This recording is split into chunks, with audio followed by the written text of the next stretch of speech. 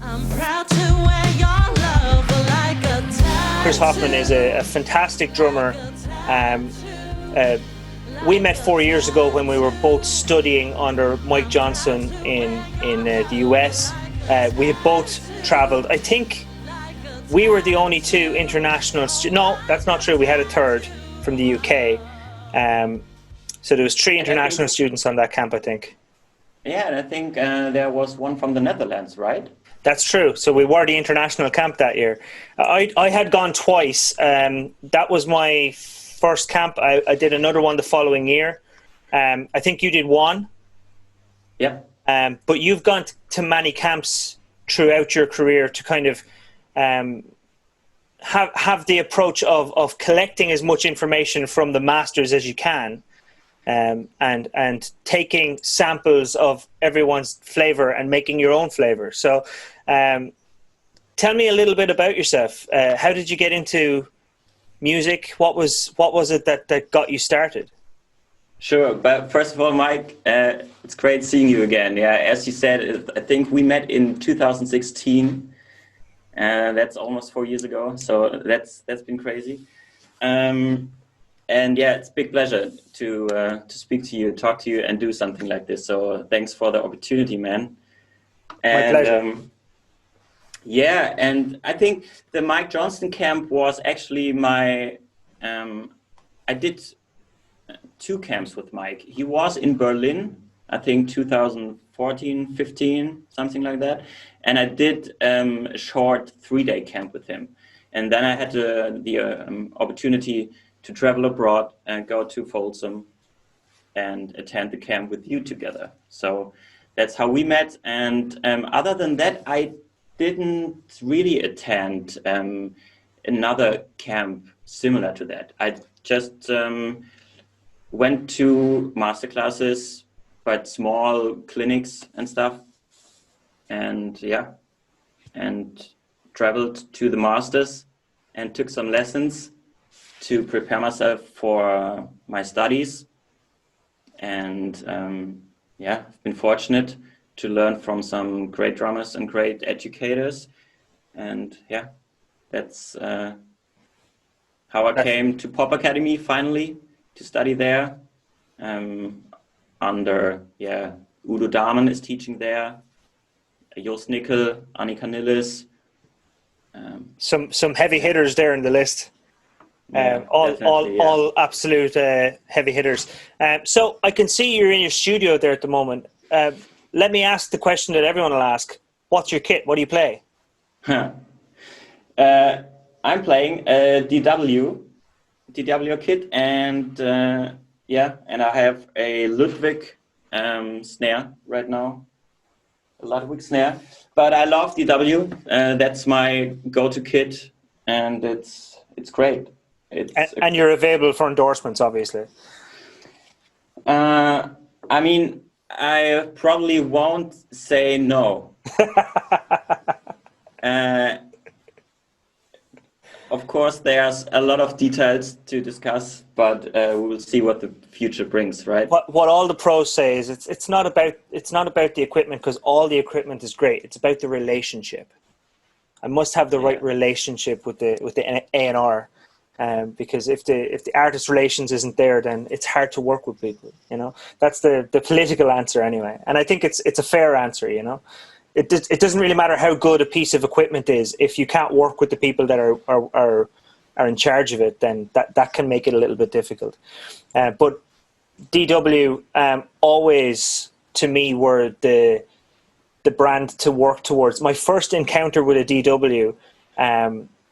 Was on a small like pub gig in Ireland, and I'm talking like the stage is made out of like milk crates, these plastic crates that they put on top of each other, and they just put a piece of board on top of it. And this was our stage, and there was a couple of bands playing at it. We didn't have to bring our equipment. We just brought our instruments, and I brought my snare and my cymbals. And the guy who was the main band, he had a brand new DW kit. And it was so new that all the tags were still on all the lugs. And I sat down, and he kind of looked at me with like, "I will murder you if you put a scratch on my baby." And I was like, I'm not a crazy drummer that headbutts the cymbals. You're okay. And I just playing it, I felt like it made me a better drummer. And I think that feeling of a good quality drum kit can be the difference between someone really making progress on the instrument and someone feeling like they're not making progress. So I think you have the right choice there. And you have a Yamaha in the background, I think, if my eyes don't deceive me. Yeah, that's right. That's actually my very first drum kit I ever got from my parents. And I still have it. And it's right now, it's the student kit. Yeah, I have the same kit in my studio that my parents bought me, my very first kit. And I do have it set up. And I do use it for teaching on, and I will never sell it. It's my prized possession because Really? it was bought by my parents. And what they said to me was, we're spending a lot of money on this drum kit, so if you don't practice, we're just going to sell it. It's still ours. We still own it, and we'll sell it if you don't practice. And I still own it, so I must have done something right. Yeah, it's funny that they are saying that because there were some opportunities to sell it, to put it that way. And especially when I was looking into some other brands and different instruments, and I actually some sort of thought about it selling it, but I glad my parents and my mom especially said no. Yeah, you probably need it someday again, and I'm happy. I still have it. But you're right when it comes to instruments, and especially choosing the right gear for you. And right now, I was couple of years back, I was in a jazz phase, and I studied jazz, and I played a lot of big bands and jazz ensembles. But right now, nowadays, I'm totally into pop music, and so this DW kit really translates well to the music that I'm playing, and how I want to express myself, and all the artists I'm playing with, especially live, but also in the studio. The producers are really happy always with the sound. Yeah, and it's a very reliable piece of equipment. It always gives you what it has promised to. So what was it that made you start drumming? What was your first memory of going, drums are cool? I knew that question would come up, but honestly, I really don't know exactly. There are some pictures where I have some spoons and I play on some kitchen devices from my mother, and I don't know, maybe that was the start. And a couple years later, when I went to school with a friend of mine, we just took drum lessons. Maybe I have to ask my parents again how that went exactly. But I somehow was drawn into the drum set, and started it, and kept with it. I have to say, it's intimidating to go to a drumming camp in another country, and you're going to a camp where you're going to be surrounded by other great drummers. There's a comfort in knowing, because there's a type of person that loves music, and they will always have similar values and similar loves for music. So you'll have something in common. There's no fear that I will have nothing in common with these people that I'm meeting. But there's always a little bit of apprehension meeting new people, for me especially. And when I met you and met the rest of the group that we were together with, my fear was thrown away straight away. I was totally comfortable, and it was completely outside of the norm for me to just get comfortable with people that quickly. When I sat down and started playing with you, I remember thinking to myself, I am going to hear this guy in a few years' time, and I'm going to be saying, I know him.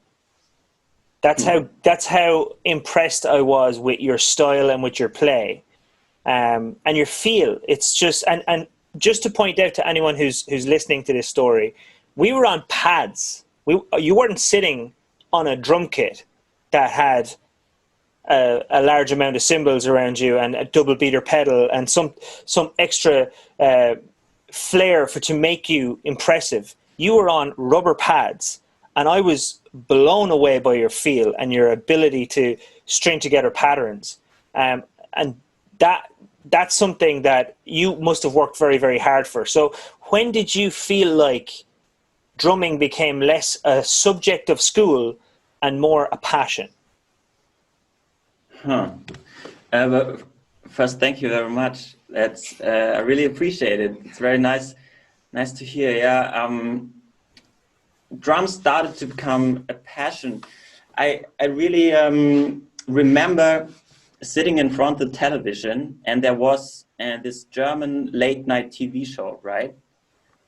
In the US, they have the Jimmy Fallons, and you can name it, and in Germany, we had that show called TV Total by Stefan Raab.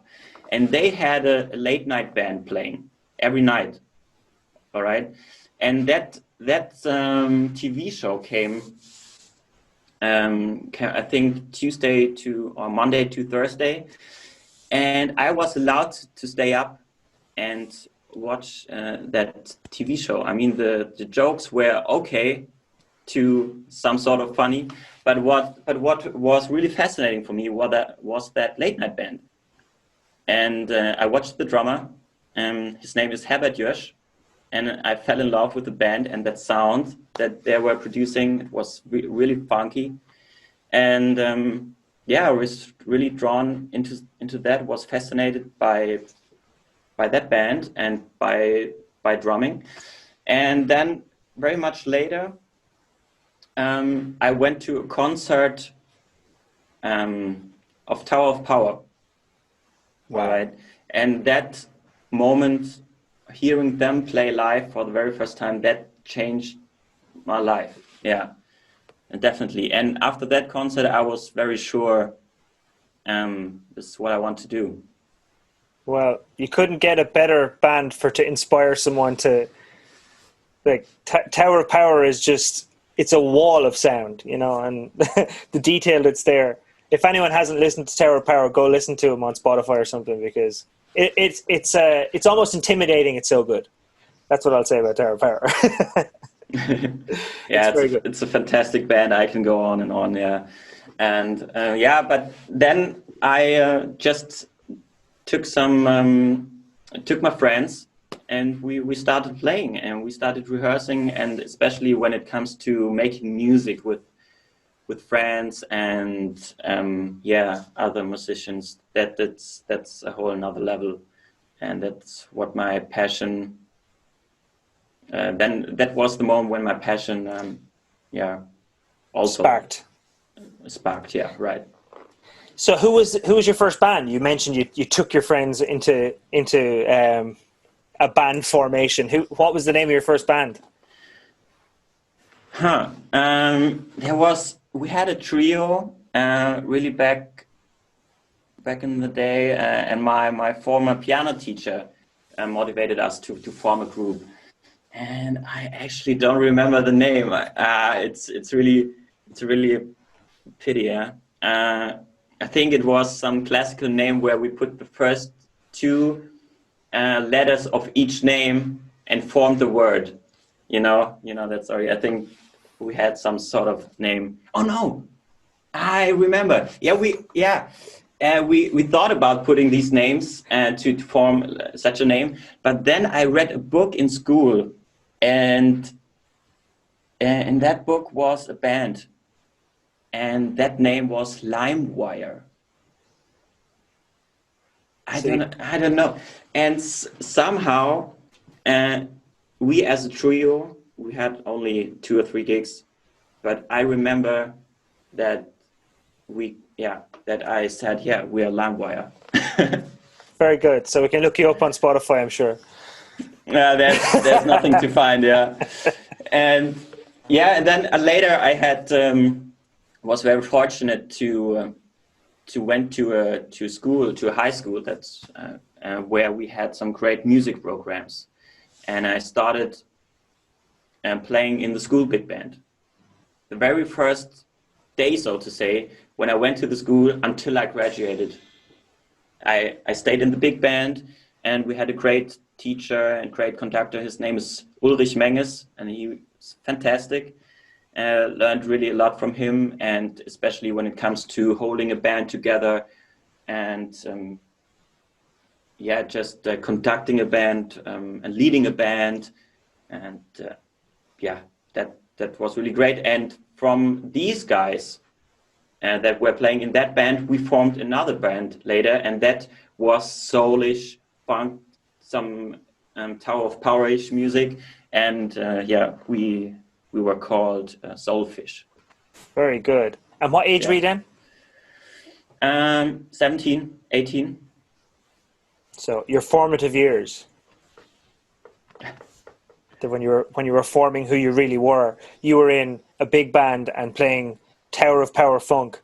So you started on the right track, because when I was 17, I was playing heavy rock and moshing as hard as I could. It's a very, very different origin story. It's a bit different, but it's also great. I mean, I'm still really good friends with a lot of people who never felt like they needed anything other than heavy metal. And like, I sometimes when I don't have my two little girls in the car with me, I rock out. So I get some looks from people walking down the street sometimes when they listen to the sound coming from my car. So you've had, like, I'm sure, numerous bands that you've played in over the years, but who are you playing with now? Is there a constant band you're with? Are you a gun for hire that you're available when the music is right and when the price is right? Who's your main bands now? Yeah, I'm playing with two artists right now that are, so to say, my main projects.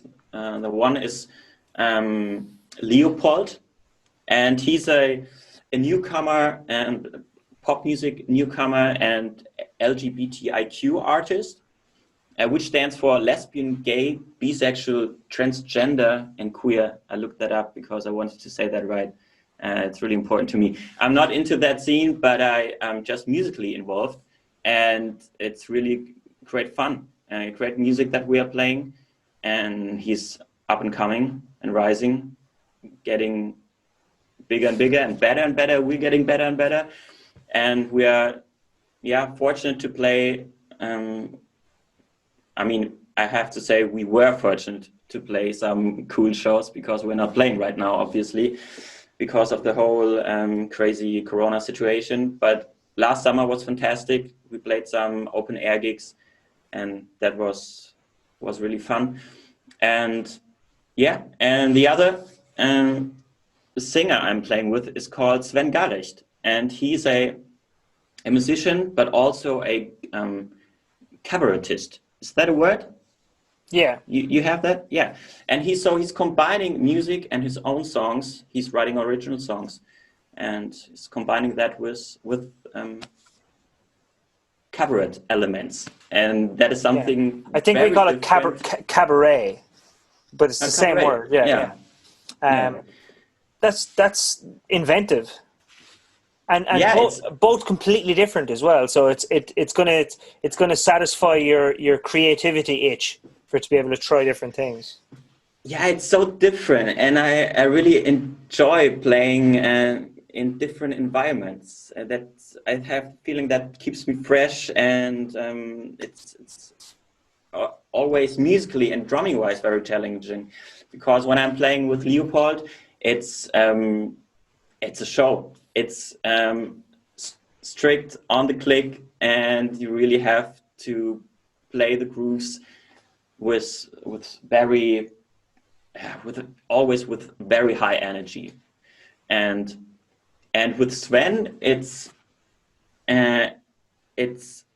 because the meaning of the song and the words and the cabaret elements are so important.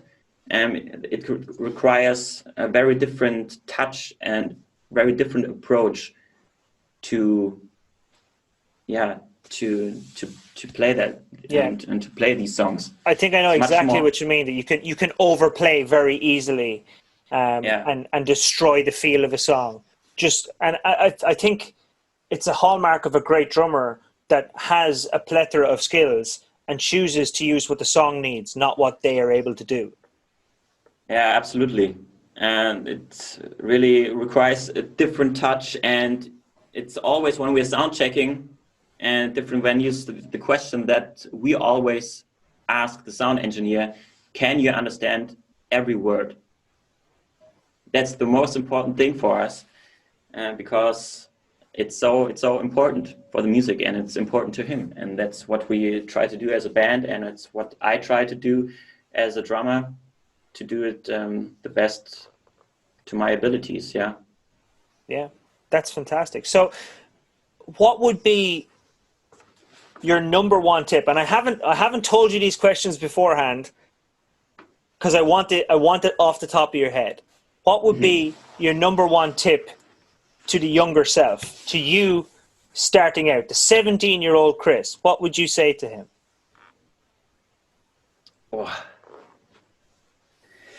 That's such a tough question. I would say, I wouldn't change anything. This, first of all, really happy how things went, and I wouldn't change anything. But I would say follow your musical taste and your personal interests. Do you say unconditionally or 100%? Yeah, do it for the right reasons. Yeah, just do it. Think about it. What is it? What you fall? Oh, sorry, my English. Try to think what it is or what it was that you made it. What you made to fall. No, it just doesn't make any sense right now. I think what you're trying to say is try to follow the reason you started it in the first place. Don't get distracted. Yeah. No, and by the way, you're making perfect sense. I always laugh at people who speak English as a second language and they nail it, and they're so hard on themselves. Man, I couldn't say a full sentence in German. I can say ich bin Ausländer. I'm a foreigner. All right. Yeah, that's right. Spreche nicht gut Deutsch, and that's the end of my ability to speak German. So, and I studied French for 6 years, and I couldn't do much more in French. So you are a boss for being able to hold a conversation and completely understand, and I completely understand you. So, absolutely, tip of the hat to you on your ability to be able to explain yourself in English, because I certainly couldn't do it in German. And that was a tough question for anyone, because I don't know how I'd answer that question myself. But it's a very wise answer you gave, I think, because one of the best answers to a question like that I've heard was, the question was, what would you change? And the first thing you said was, I wouldn't change anything, which made me smile, because the answer to what would you change that I thought was very good was, I wouldn't change anything, because if I knew all the mistakes that I'd made, I'd just make different mistakes. And it's very true. All you can do is try and guide someone to make the right choices for them. And that's exactly what you just said, which is, it's always going to be the wise choice. So right now, who's your greatest inspiration in drumming? Who is the person that you look to and say, this is great stuff? Wow, there are so many. This is such a hard question, and it's always asked in interviews. But I really get that question, but it's very it's not possible to answer that question. And and it's not fair to even mention names. I will, and I try my best, but I'm definitely forgetting some very important people to me. And yeah, I mean, inspiration for me is not only comes not only from music and drummers, right? Inspiration comes from my friends around me. I have take some inspiration also from sports, from professional sports, like players like Dirk Nowitzki, who's a hero of mine, and some soccer players from Borussia Dortmund and Mario Götze, for example. And I really study these people for different reasons. And it might sound kind of weird, because what have playing soccer and playing drums in common, right? Not very much. Well, there's Here are the ones, passion. Here are the ones that earn millions of dollars, and here's a drummer who earns like. There's no similarity there at all. No. But for me, it was a situation where some of these sports people took their passion as a profession, and that's what I did. So, and that was the common ground, and I'm really inspired by some of these people and their biographies, and but inspiration definitely comes from my teachers, right? Well, it sounds like you had some amazing teachers in your career. Yeah, I had a lot of them, and there's to name is Ralf Schumacher, who prepared me for my studies in Mainz, for my jazz studies. He was really fantastic, and I really was a long-term student of him. And then I studied with Janusz Stefanski in Mainz. I also studied with Hendrik Smock. I'm really close with until now, and I think he will never stop being my teacher. And he's great. And of course, Mike Johnston. He's a big inspiration, especially when it comes to being an educator, explaining things and delivering information in art form. That's something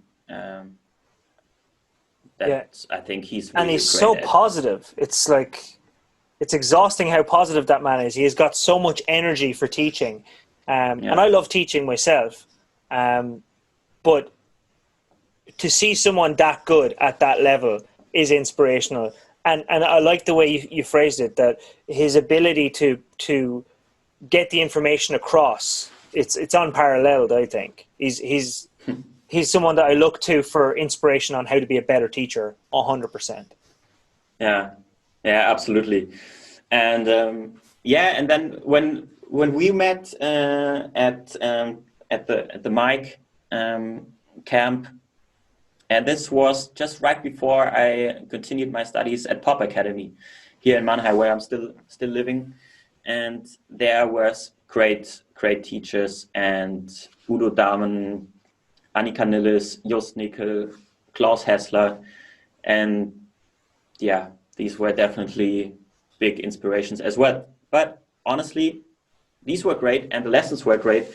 But especially, or more than that,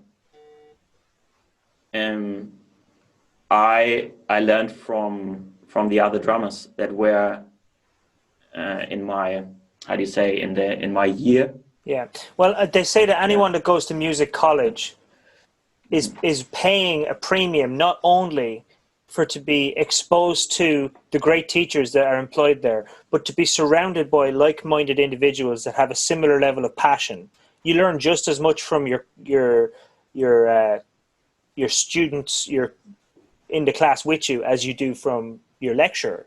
And it's a really inspiring way to think about it, that I'm not only getting the opportunity to learn from some of the best in the world, but I'm going to be surrounded by some of the most motivated in the world. And their ability to be taught and to rise their level, it's going to make me rise as well. And it's something to think about for anyone who's considering going to college for music. You learn at an astounding rate when you're surrounded by the best. They're going to make you better, I think. Yeah, absolutely. That's very well said. Yeah. And there are so many different young people coming from all across the country, sometimes from all across Europe, to come to this city, come to this university to make music a big part of their life. And drumming wise, these drummers that were starting with me are wonderful people and fascinating musicians. Yeah. Very good. So what's next? You're teaching at the moment yourself, I think, online?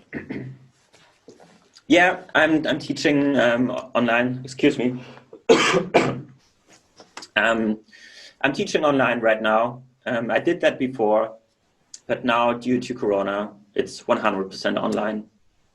And so I do that, but it's gone great. The students love it. I love it. Technical issues are almost none. Audio quality is great. Video is great. And I think we're doing the best we can. And yeah, so I'm teaching right now. Obviously, no concerts right now, unfortunately. But I'm really lucky to have this rehearsal and studio space here, so I can record. I'm always ready to record and send some drum files to my friends, and they can use it for releasing their songs. So that's really fun, and that's what I'm doing a lot lately. Also, yeah, I just recorded percussions for a friend of mine whose name is Tom Hengelbrock, and his song is released today. Oh. I mean, yes, so I don't know when this will be released, but yeah, so I'm excited. So because we have release in exactly 3 hours. Excellent. So I'm excited for that. And yeah, but another big part of my work right now and of my educational work is not only give one-on-one drum lessons, but I also work for a online lessons company in Germany by the name of onlinelessons.tv. And I'm working there as a educational curator. I don't know if that's a really a term or a profession. I don't know. Still figuring out what I do there exactly. No, I'm kidding. But I'm really in contact with all the educators that come there. And so I'm talking to them about the presented material and the topics that we choose. And that's a lot of fun for me. I really enjoy doing that. And when the production is over with the educators and the artists, some different sort of work comes into play, because I do, sorry, that was my phone.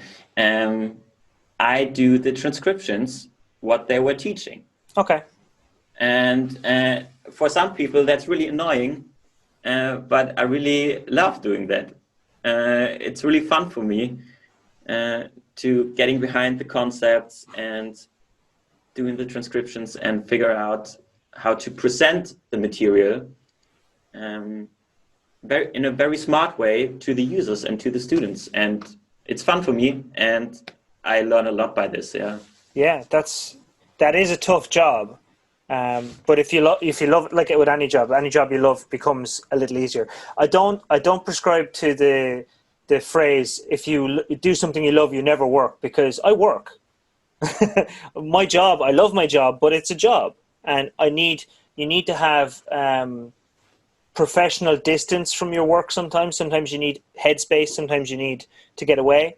But I mean, anything you do, whether you love it or you don't love it, it's still work. And to call it anything else is irresponsible, because it lets other people believe that It should be there should be no resistance to my progress. If I really was supposed to do this, it would be effortless. There's like anything worth doing is never effortless. So it really does sound like you're doing exactly what you want to do. If I wanted to get a drum lesson off of you, or if anyone watching wanted to get in contact with you, what would be the best way to do it? I mean, you can check out my website, www.chrishoffmann.de. You can contact me there or on Instagram, or just write me an email. Yeah. And you're available for doing tracking for drums on demos and on albums and on single releases. Anyone who's looking for a well-rounded drummer that has a funk and jazz and pop background, you're the man.